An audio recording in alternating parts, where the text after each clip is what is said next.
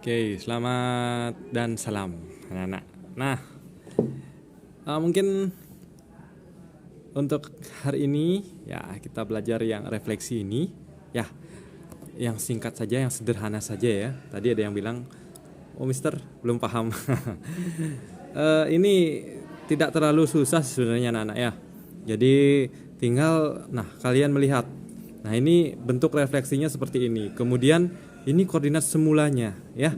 Jadi X, Y ya semuanya positif ini mau positif mau negatif. Nah, nanti terserah di sini ya. Nah, kemudian ini hasil refleksinya ya. Ketika di sini X dan Y-nya ya. Hasil refleksinya seperti ini. Jadi gini maksudnya anak-anak. Yang pertama, ketika kita refleksikan sebuah titik ya, titik XY. Nah, semua titik XY ya. Titik XY ini kita refleksikan terhadap sumbu X ya. Ketika kita refleksikan terhadap sumbu X, maka hasil refleksinya akan menjadi X, negatif Y ya. Nah, yang berubah di sini adalah Y-nya saja kan. Nah, X-nya kan tetap, dia tidak berubah. X-nya tetap jadi X di sini.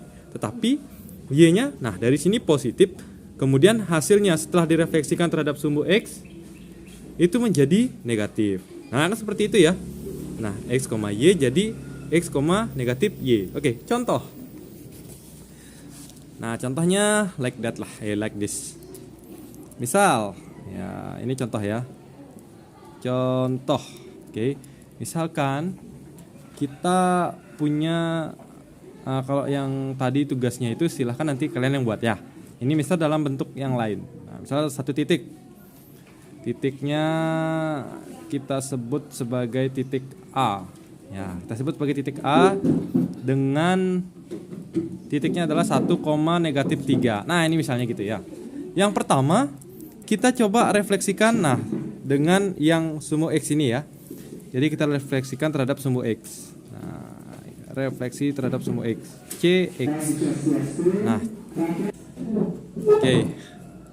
Nah, contohnya kan misalnya titik A 1, negatif 3. Nah, kalau kita refleksikan terhadap sumbu X, kan dia harusnya jadinya X, min Y. Nah,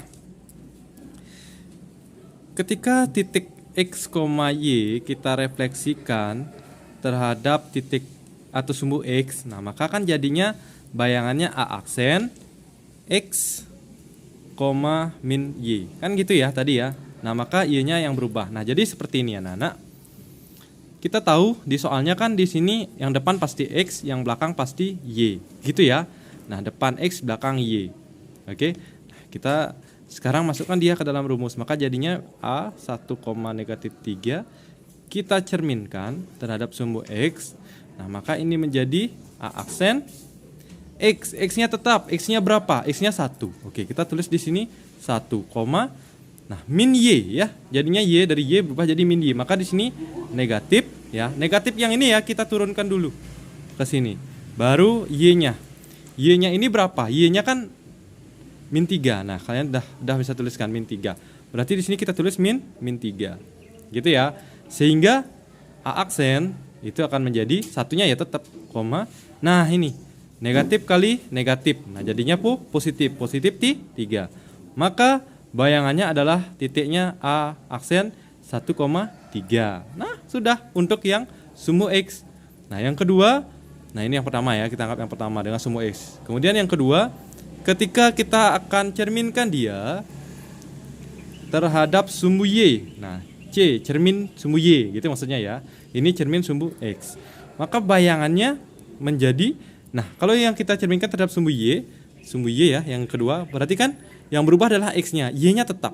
Y-nya tidak berubah. Yang berubah adalah X-nya. Maka di sini jadi min X, Y. Kan gitu ya.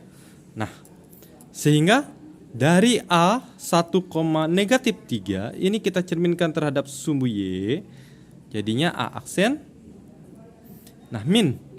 Ya, min kita turunkan dulu. X-nya berarti X-nya berapa? X-nya 1. Nah, kita tulis 1.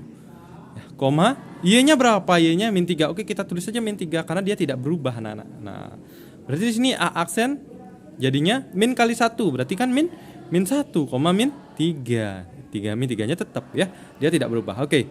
Ini dia hasil pencerminan dari atau hasil refleksi dari titik A 1, min 3 terhadap sumbu Y. Ini yang terhadap sumbu X. Nah, begitupun nanti berlaku untuk titik asal, garis YX, garis Y, dan yang lainnya. Kan sudah ada, tinggal mengikuti rumusnya. Oke? Nah, silahkan dicoba. Kalau ada pertanyaan lagi, munculkan. Semangat semua, mantap jiwa.